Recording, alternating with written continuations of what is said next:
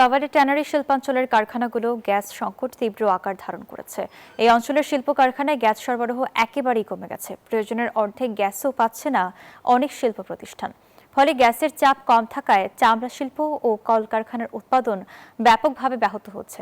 24 ঘন্টার 12 ঘন্টায় গ্যাসের চাপ থাকে না।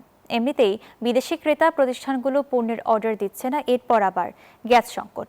আর এই ব্যাপারে Titas gas transmission and distribution কোম্পানির ব্যবস্থাপক ক্যামেরার সামনে কথা বলতে রাজি হয়নি। সাভার থেকে নাজমুল হুদার রিপোর্টে বিস্তারিত। গত 8 দিন ধরে গ্যাস সংকটে বিপর্যস্ত সাভারের ট্যানারি শিল্পাঞ্চল। কারখানায় উৎপাদন চলমান রাখতে নিরবিচ্ছিন্ন গ্যাস সরবরাহ জরুরি। এসব কারখানায় বিদ্যুৎ উৎপাদন ও চামড়া রং করতে বয়লারে বাষ্প সৃষ্টির জন্য দরকার হয় গ্যাস।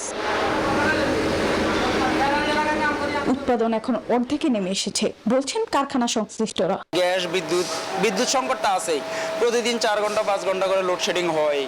এভাবে আমরা আছি আর কি। এখন সিজনালে যদি এভাবে থাকে তাহলে তো পুরাই সমস্যা। গ্যাস সংকটে কারখানা বন্ধ করে দিতে বাধ্য হচ্ছেন অনেকেই, বলছেন মালিকরা। টোটালি গ্যাস নিয়ে আমাদের কাজটা খুব অসুবিধা হইতেছে। আজকে আমাদের বয়লার যদি না চলে আমরা কাজ করবো কিভাবে? নানা সংকটে কারখানা চালাতে গিয়ে হিমশিম অবস্থা মালিকদের, বলছে ট্যানার্স অ্যাসোসিয়েশন।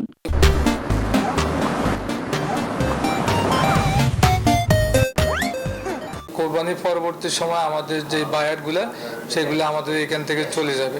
তা আমরা বিনীতভাবে অনুরোধ জানাচ্ছি আমাদের চামড়া শিল্পনগরীতে বিদ্যুতের পাশাপাশি যেন নিরবচ্ছিন্ন গ্যাসের ব্যবস্থা করা হয়। গ্যাস না থাকলে আমাদের পুরোপুরি উৎপাদনটা বন্ধ হয়ে যাচ্ছে। কিভাবে এটা সমাধান করা যায় আমাকে তিতাস গ্যাস কর্তৃপক্ষের পক্ষ থেকে উপযুক্ত প্রতিনিধি জানিয়েছেন যে তারা এটা নিয়ে কাজ করছেন, আর আমি আমার সংশ্লিষ্ট ঊর্ধ্বতন কর্তৃপক্ষের কাছেও অবহিত করেছি বিষয়টি।